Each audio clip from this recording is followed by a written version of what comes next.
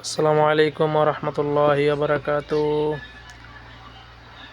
আজকে সূরা ফাতিহার ব্যাখ্যা অর্থ সহ বলার চেষ্টা করব। ভুল হলে ক্ষমার দৃষ্টিতে দেখবেন সবাই। আউযু বিল্লাহি মিনাশ শাইতানির রাজিম। বিসমিল্লাহির রহমানির রহিম। শুরু করেছি আল্লাহর নামে, যিনি পরম করুণাময় ও অতি দয়ালু। আলহামদুলিল্লাহ রব্বিল আলামিন। যাবতীয় প্রশংসা মহান আল্লাহ তাআলার, যিনি সকল সৃষ্টি ও জগতের পালনকর্তা। আর রহমানির রহিম, যিনি নিতান্ত মেহেরবান ও দয়ালু। মালিক ইয়াউমিদ্দিন, বিচার দিনের একমাত্র অধিপতি। ইয়াকা না'বুদু ওয়া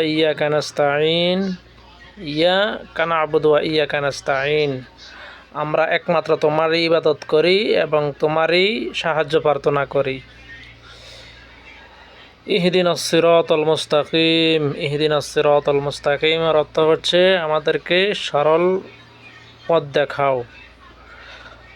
সিরাতাল্লাযীনা আন'আমতা আলাইহিম গায়রিল মাগদুবি আলাইহিম ওয়ালাদ-দাল্লিন, আমিন।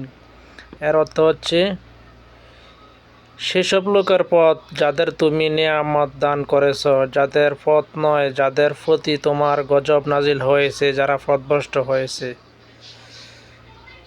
গায়রিল মাগদুবি আলাইহিম ওয়ালাদ-দাল্লিন, যে সমস্ত লোকের পথ যাদেরকে তুমি নেয়ামত দান করেছ